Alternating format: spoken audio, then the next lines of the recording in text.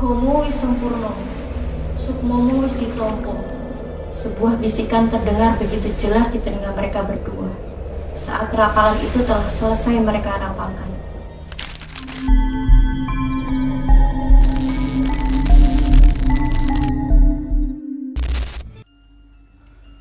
Yo gengs, selamat datang di channel Ilat Scary, tempat nongkrongnya para pemburu cerita misteri paling epik. Di sini kita bakal kupas tuntas kisah-kisah seram, kejadian aneh, serta urban legend yang bisa bikin lo mikir 2 kali sebelum tidur. Jadi, siapin mental, matiin lampu, dan jangan lupa selalu waspada. Karena siapa tahu lo yang jadi cerita selanjutnya. Bersama saya, Doro Meli, saat ini saya akan membacakan salah satu pengalaman horor yang dikirim ke email kami. Sebut saja kita dari Banyuwangi yang berjudul Susuk Emas Alas Purwo. Simak ceritanya live.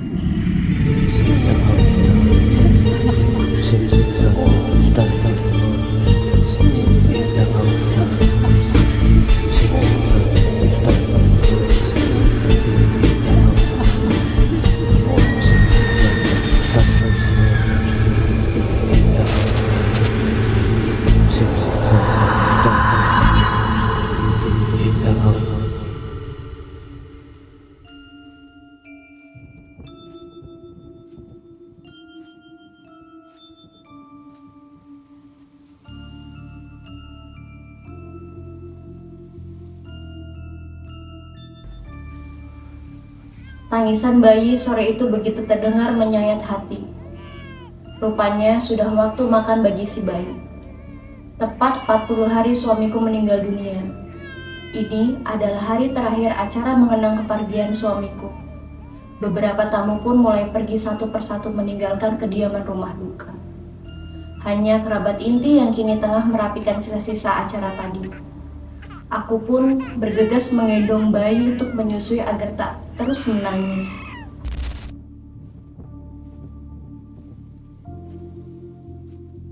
Terlintas diingatan saat kecelakaan maut yang menimpa suamiku.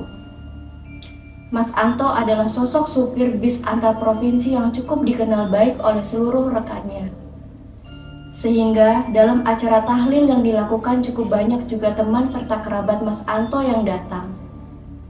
Kecelakaan itu terjadi saat bus yang dikemudikan oleh mendiang suamiku kehilangan kestabilan dan rem yang digunakan tidak bisa dihentikan lajur bis yang berlari kencang.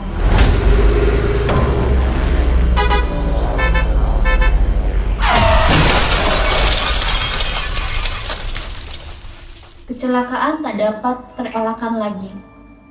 4 korban jiwa dan beberapa orang luka-luka akibat kecelakaan maut tersebut. Sambil menyusui anakku, kulihat 2 orang berseragam perusahaan angkutan masih duduk di kursi di halaman rumah. Sembari menggenggam map di tangan mereka pun datang menghampiriku.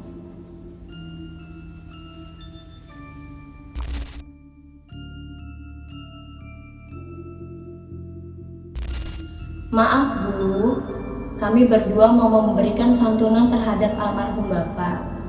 Ini surat-suratnya. Bisa Ibu baca dahulu lalu Ibu tanda tangani. Kemudian sebuah amplop coklat tipis juga ada di dalam map tersebut. 1.980.000 tertulis di sudut atas amplop coklat itu. Maaf Bu, ini rincian hutang Bapak. Dan setelah kita hitung, ini sisa uang yang bisa Ibu terima. Ucap salah seorang pria berseragam itu. Memang baru saja beberapa bulan yang lalu suamiku meminjam uang yang cukup banyak di kantornya untuk membiayai operasiku saat melahirkan anak yang kini sedang kususui. Makasih ya Mas, saya mohon maaf apabila semasa hidup suami saya punya banyak kesalahan sama teman-teman di kantor. Sembari menandatangani berkas-berkas yang dibawa oleh mereka berdua. Hari semakin gelap. Desiran ombak begitu terdengar saat sayup angin berhembus dari arah lautan. Beberapa bayangan terlintas dalam benakku, memikirkan betapa kerasnya hidup yang akan kujalani di kemudian hari. Kehidupan sebatang kara yang kurasakan begitu membuat hatiku seperti terhimpit dengan semua persoalan hidup. Hendak rasanya menyerah dengan nasib. Tapi sosok bayi mungil yang kini sedang kususui menjadi alasan kenapa aku harus bertahan dengan kerasnya hidup. Bagaimana kami harus bertahan? Pikiran itu yang mulai terus berputar di atas kepalaku. Bagaimanapun juga harus kujalani hidup dengan segala kekurangan yang ada saat ini. Hanya sebuah warung kopi kecil yang jadi tumpuan mata pencaharianku yang terletak di tengah hutan Taman Nasional Alas Purwo.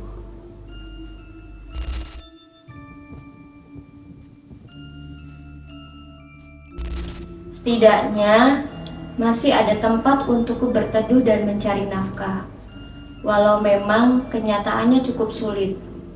Beberapa hari berlalu. Uang peninggalan almarhum suamiku kupakai untuk menambah modal berjualan. Memang tak banyak, tapi cukup untuk sekedar memenuhi belanjaan dagangan saat itu. Memang tak banyak yang berjualan di Taman Nasional Alas Purwo. Mungkin karena sepinya pengunjung, atau mitos yang beredar tentang keangkeran Alas Purwo, sehingga membuat pengunjung sepi melintasi area ini. Hanya 1-2 pengunjung yang mampir ke warung tempatku berjualan. Hingga saat itu tiba, seorang temanku datang dari Surabaya, mampir ke warung tempatku berjualan.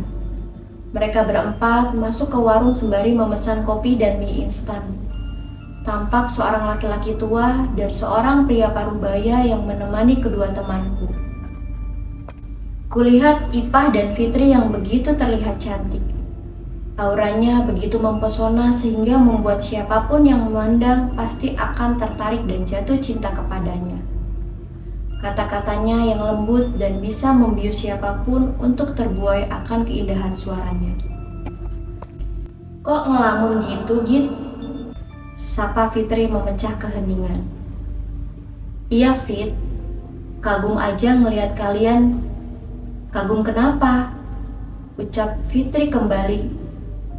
"Kalian itu, walau sudah sukses, cantik tetap gak lupa sama teman-teman." "Namanya juga teman, Git. Mana ada teman lupain teman. Lagian kan daripada kita jajan di warung orang lain yang gak kenal, ya mending jajan di warung kamu.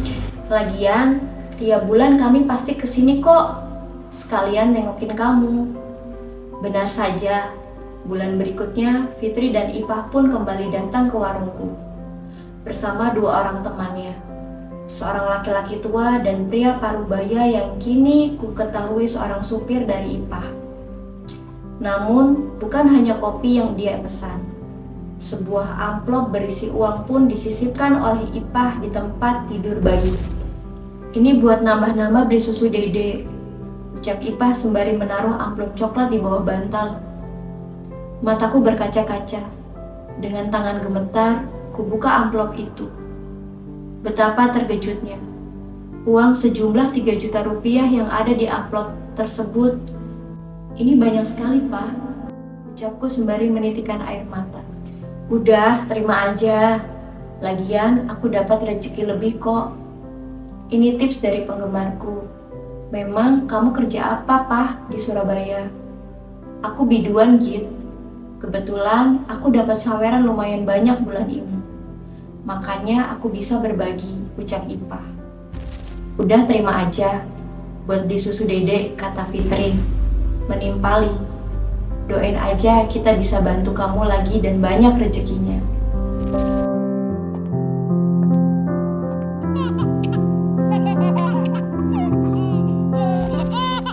6 bulan berlalu. Namun Fitri, Ipah, lelaki tua dan supirnya selalu mampir ke warungku saat mereka melintas ke Alas Purwo.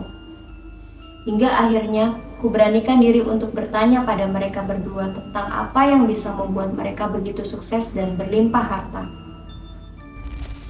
Fitri dan Ipah saling memandang, seolah ragu memberitahu kepadaku atas apa yang mereka perbuat. hingga mereka akhirnya bisa mencapai puncak karir mereka. Pada awalnya, mereka berdua hanyalah seorang pemandu lagu di klub kecil di daerah Surabaya. Memang dalam segi fisik Fitri dan Ipah bisa dikatakan cukup menarik. Dengan perawakan berisi serta dada yang besar membuat daya tarik mereka begitu mempesona. Namun itu saja belum cukup. Sebuah susuk dipasang oleh Ipah dan Fitri di payudara dan di bibirnya.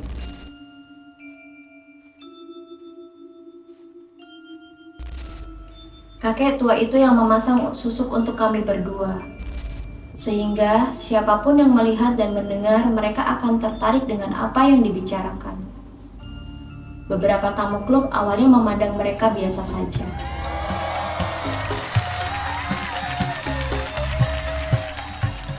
Namun setelah susuk itu dipasang di payudara dan di bibirnya, mereka menjadi sangat tertarik dengan Ipah dan Fitri.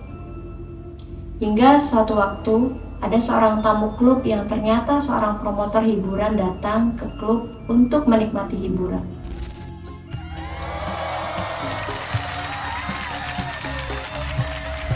Dan benar saja, promotor itu sangat tertarik untuk menjadikan Ipah dan Fitri sebagai artis yang akan mereka promosikan. Dan hasilnya, mereka berdua bisa bersanding dengan artis papan atas ibu kota. Hingga saat ini, namun ada pengorbanan yang mereka berdua harus tebus untuk mendapatkan semuanya. Ada ritual yang mereka harus lakukan. Ada pantangan yang mereka juga harus jalankan. Sebuah ritual mandi di sisi laut Alas Purwo dan bersemedi di gua sisi laut. Mereka berdua menjalankan ritual tersebut sebelum kakek tua itu memasangkan susuk emasnya di bibir dan di payudaranya. Bukan tanpa halangan. Di hari pertama saat malam mencapai puncak rembulan, mereka berdua harus berendam di pantai sembari merapalkan doa-doa.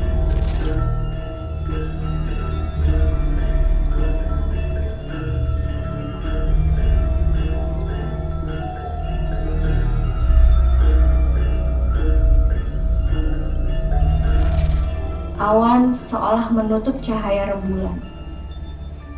Suasana menjadi gelap gulita. Suara bisikan halus di telinga mereka pun terdengar. Sebuah bahasa kuno dibisikkan begitu halus.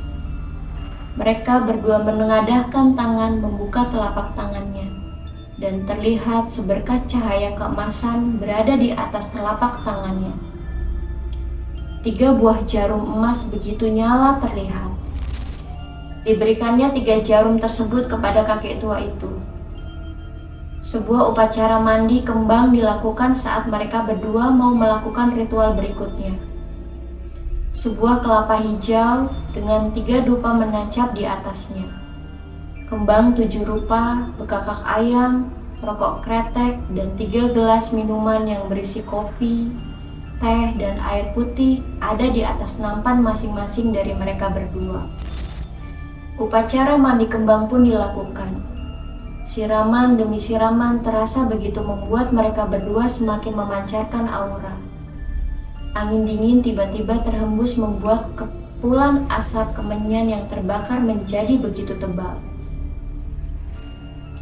Kita disambut oleh Sang Dewi, ucap kakek tua tadi. Waktunya kalian masuk ke dalam gua dan bersemedi di sana. Jangan buka mata. Apapun yang terjadi, ucap kakek tua itu mengingatkan. Ipah dan Fitri pun berjalan memasuki gua di sisi pantai. Sesajen yang mereka bawa ditaruhnya di hadapan mereka.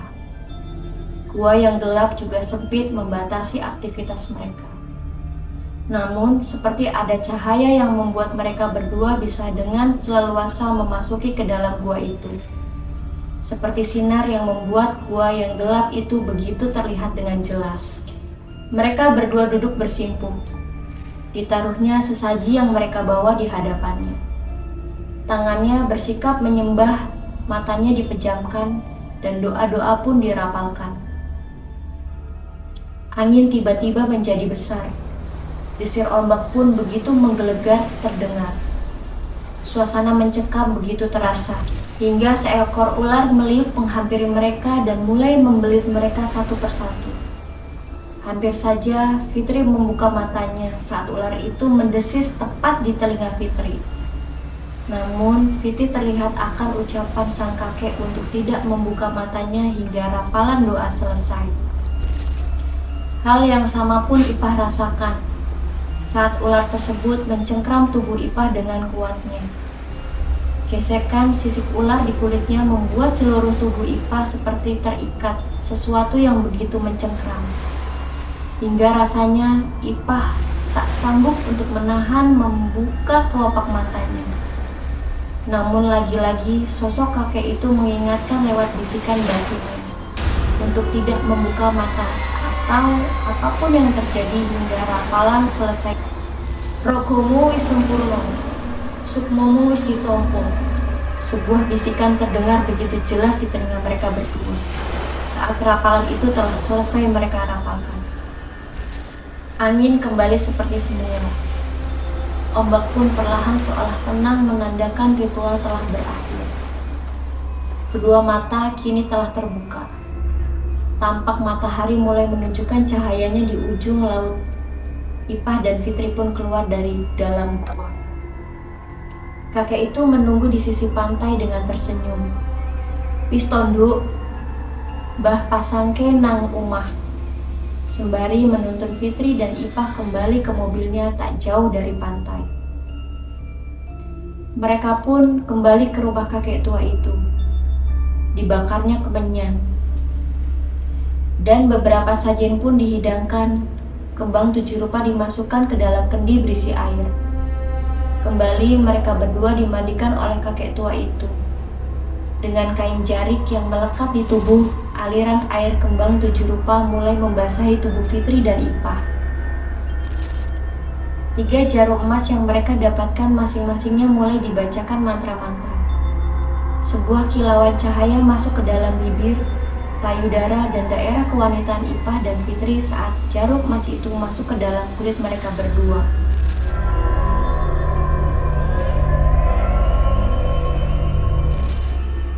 "Duk, prosesnya sudah selesai. Kalian bisa salin. Nanti tiap bulan purnama kalian datang bawa sesaji berupa bekakak ayam, kopi hitam, kelapa muda, dan kalian sajikan di gua sisi pantai. Serta jangan sesekali kalian makan labu emas, karena itu bisa membuat luntur susuk emas yang kalian pasang." Kini kesuksesan sudah mereka rasakan. Dan itulah kenapa Fitri dan Ipah selalu datang ke warung tempatku dahulu berjualan. Kini warung itu pun telah tutup. Setelah seseorang pemilik usaha besi tua datang dan melamar. "Anakku kini telah berusia 6 tahun. 5 tahun lamanya warung itu tak lagi buka. Kehidupan pun semakin membaik. Rumah megah dan kendaraan mewah pun telah kumiliki. Namun, ada satu yang kurahasiakan sampai saat cerita ini aku kirimkan. Kini, bukan hanya Fitri dan Ipah saja yang kembali ke pantai di sisi alas Purwo.